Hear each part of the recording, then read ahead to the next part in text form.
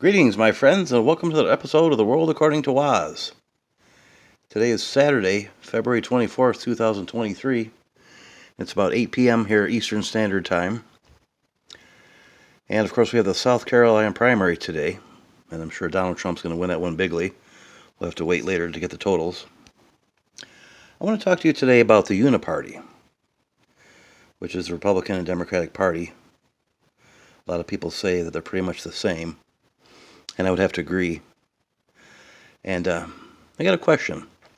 What do Joe Biden, Kamala Harris, Mitch McConnell, Chuck Schumer, Mike Johnson, Nancy Pelosi, Nikki Haley, Hillary Clinton, Ben Shapiro, and Rachel Maddow, what do they all have in common? They're all pretty much the same when it comes to foreign policy. When it comes to foreign policy, they all believe the exact same thing. Every person I name for you is in favor of war. They're in favor of funding war, sending all your money overseas as free gifts to Ukraine, to Israel, or have you. They're always pushing for war and empire. And you got people from both sides, the right and the left, in that list. And there's many, many more I can name off. But you know who's not on that list? Somebody who's totally different. Is Donald Trump. Donald Trump is the one who says, maybe nuclear war is not a good thing. Maybe we shouldn't harass Russia, and try to stir things up with them. And of course, the deep state has it in for Russia. They have forever. Of course, we had the Cold War. Then after the Cold War ended, the deep state had to turn their attention somewhere else, so suddenly it became the Middle East and Iraq. And Afghanistan, of course, after 9/11. We spent a couple decades there, totally trashing Afghanistan and Iraq. In the end, making it worse than it was before we got there. But Donald Trump is the one that says, maybe this is not a good idea. Maybe we can have peace with these countries. Maybe we can talk to these countries and see if we can, iron things out. And it's curious is when Trump was president, Putin did not invade Ukraine, did he? It happened after Trump left the White House and Biden came in. Wow, funny how that works out, huh? For some reason, either Putin was afraid of Trump, or Trump was able to smooth things over with him. But whatever it is, at the end of the day, they did not invade Ukraine.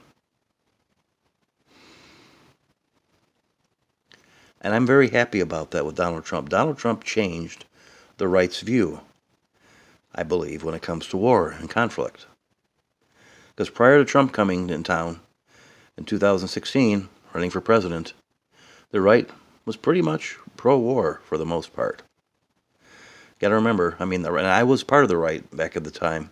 In the early 2000s, I was a Republican, conservative, and I was pro-war. We have to go in Iraq, Afghanistan. We have to level the place. These bastards, 9/11. Weapons of mass destruction, which of course they never found. The deep state always has these stories they gin up. They do everything possible to get our support when it comes to war. I honestly believe those 3 military personnel that were supposedly killed by Iran were put there purposely by the military in hopes that something like this would happen, to help gin up support for a war with Iran. And you know what? Unfortunately, it's working. So that's one of the many reasons why I want Donald Trump to be president again. He's not hell-bent on blowing up the world and starting all these wars. And the media, they always spin all this crap about him. He's going to start World War III and yada, yada, yada. And of course, just the opposite was the case when he was president, wasn't it? He's the only president, I believe, in Lord knows how long, who didn't actually start a new war. He tried to bail out of Afghanistan, and they talked him out of it. Or just ignored him when he told them, hey, let's get out of Afghanistan. They stuck around.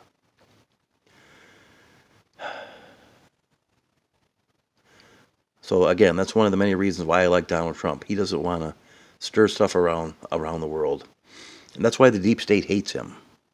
Of course, the deep state wants war because the deep state profits from it. Their buddies, contractors and that, the lobbyists whispering in their ear, giving them a bunch of money for donations and that. You know, when there is a war, a lot of corporations and companies make a lot of money off of that. Got to make weapons, munitions, guns, ammo. And when they level a place, say like Palestine, you know that at some point it's going to be rebuilt. And who's going to rebuild it? Gee, I wonder.